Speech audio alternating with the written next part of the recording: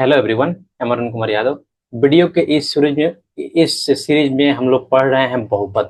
और बहुपद का जितना भी कंसेप्ट है उतना हम लोग डिस्कस कर लिए हैं, अच्छा से समझ लिए हैं एग्जाम्पल के साथ में। अब हम लोग शुरू करने जा रहे हैं प्रश्नावली। यह है बहुपद का प्रश्नावली 2.1। आइए देखते हैं। बहुपद यानी किस चैप्टर में पढ़ता है? चैप्टर 2 में आता है, 10th का मैथमेटिक्स में, हिंदी में, जिसको हम पोलिनोमियल भी बोलते हैं। अब 2.1 में हम क्या पढ़े हैं? पहला लेक्चर 0 है। ऑब्वियस हमेशा लेक्चर 0 क्या होता है? रोड मैप का होता है।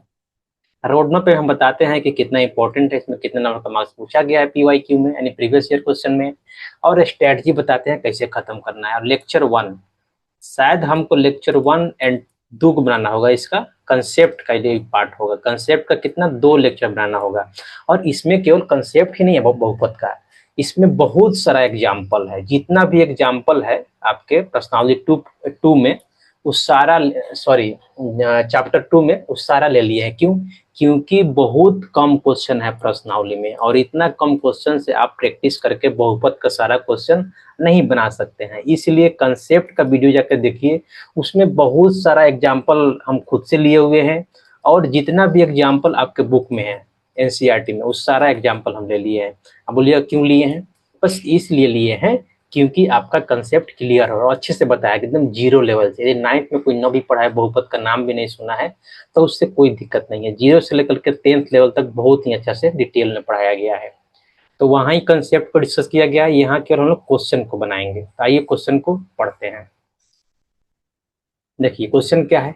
किसी बहुपद px के लिए y इक्वल टू px का ग्राफ नीचे दिया, नीचे आकृति 2.1 इसको बोल रहा है, 2.10 में दिया गया है। प्रत्येक स्थिति में px के शून्यकों की संख्या ज्ञात कीजिए। अब यहाँ ध्यान दीजिए, यहाँ पूछ रहा है शून्य की संख्या। आपको यहाँ ग्राफ से आपको कोई मतलब नहीं है कि आपका बहुपद क्या है। जस्ट ग्राफ देख के बता दीजिएगा कि बहुपद क्या होता है, बहुपद का शून्य कितना है। क्या होता है?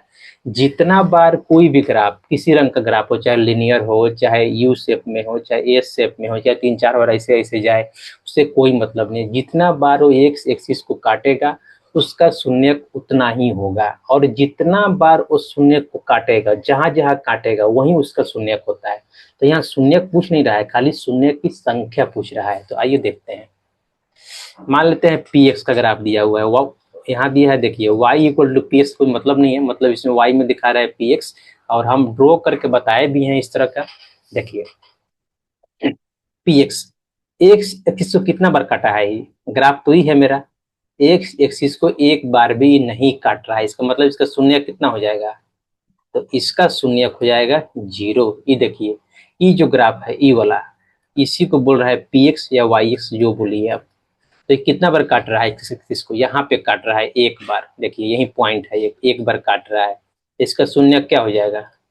इसका शून्य हो जाएगा इस बहुपद का एक, केवल एक ही शून्य होगा। और यहाँ देखिए,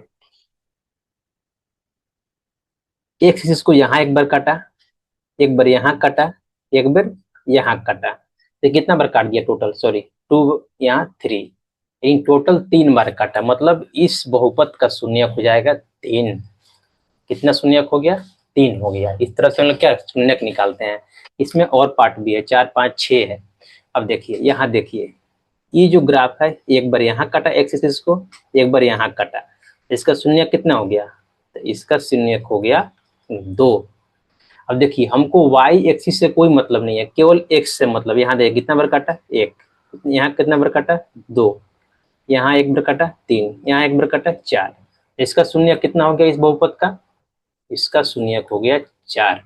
देखिए यहाँ कितने बार काट रहा है? यहाँ काटा, सॉरी, यहाँ काटा एक बार, यहाँ काटा दूसरा बार, यहाँ काटा तीसरा बार। तो इसका शून्य कितना हो गया? इसका शून्य हो गया 3। अब देखिए यहाँ y भी काट रहा है, यहाँ y को भी काट रहा है, यहाँ भी कटा है y को, यहाँ भी कटा है y को। हमको कोई मतलब नहीं है y को कितने बार काट रहा है, हमको केवल मतलब किससे है? हमको मतलब केवल x से है। आइए x एक्सिस किसे बोलते हैं? इसी को बोलते हैं x एक्सिस। यदि आप जानते ही नहीं है कि x एक्सिस y एक्सिस क्या होता है, तो हम चाहेंगे कि आप एक बार कोऑर्डिनेट ज्योमेट्री यानी निर्देशांक ज्यामिति का सारा प्लेलिस्ट रेडी है, जाके आप उसको देख लें और इसको क्लियर कर लें। अब देखिए इसमें क्या सीखे हम लोग। नोट हम लिखाए भी हैं कंसेप्ट, सर आप प्रूफ करके बताए हैं। नोट, किसी बहुपद की, किसी तरह का बहुपद हो कोई मतलब नहीं है,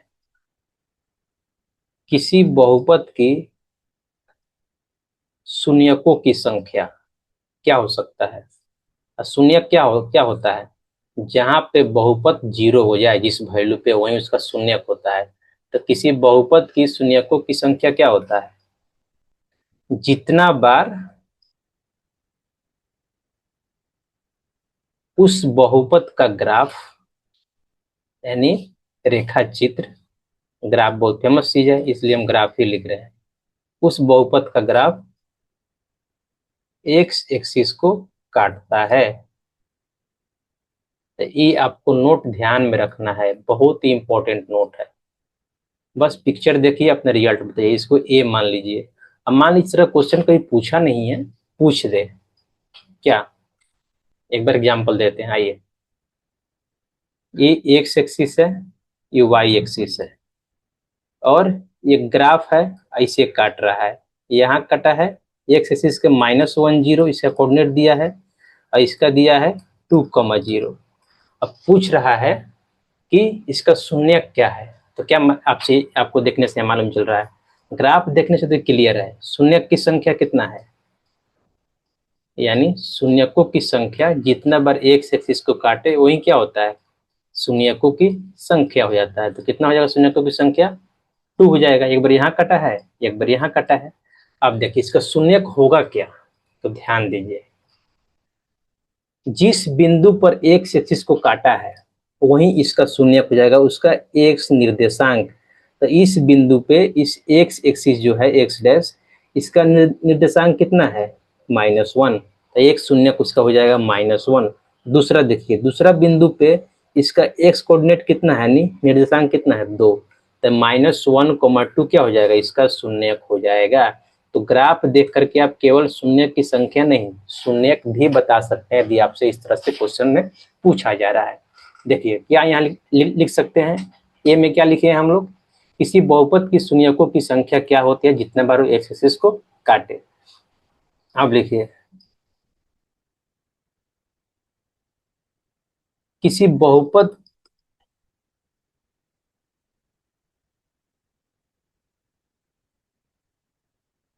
का शून्यक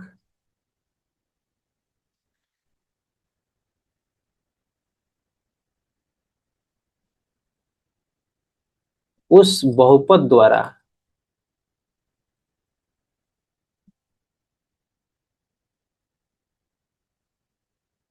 एक्स एक्सिस को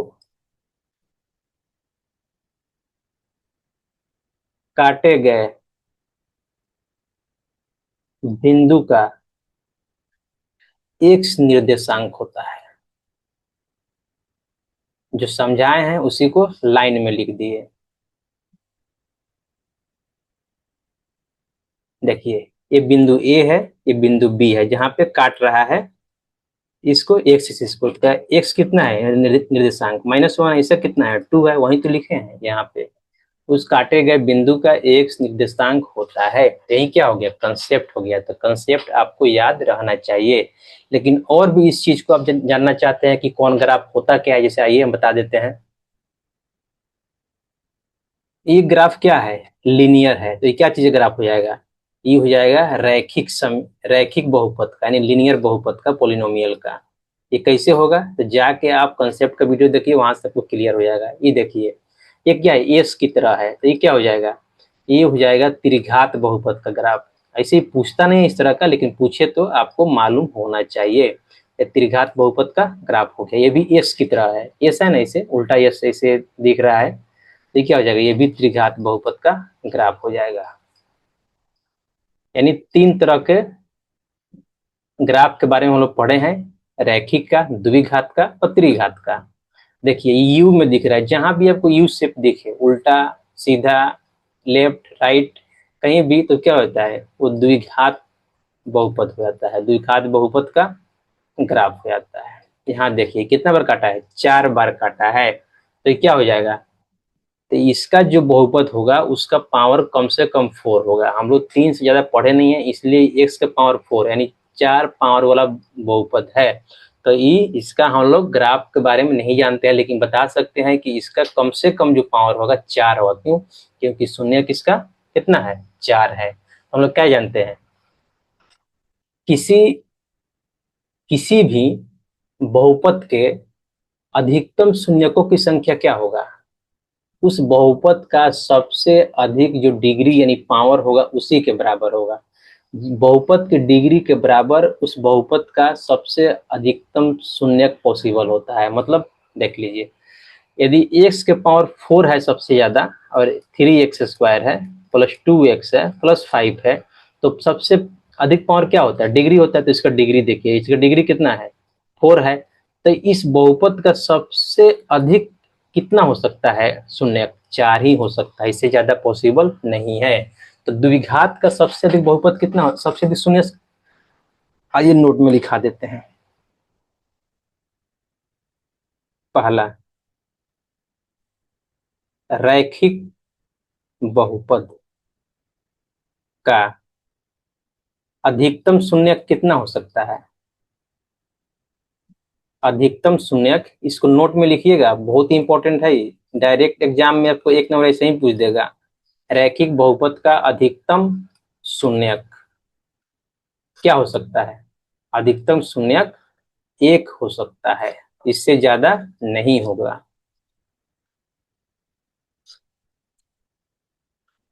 दूसरा, द्विघात।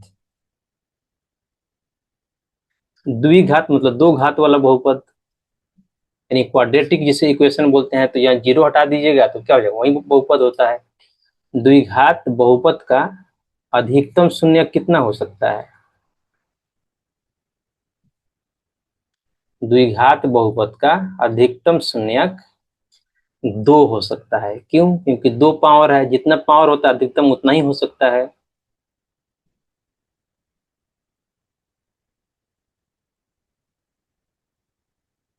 तीसरा, तीसरा क्या है? त्रिघात। त्रिघात बहुपद का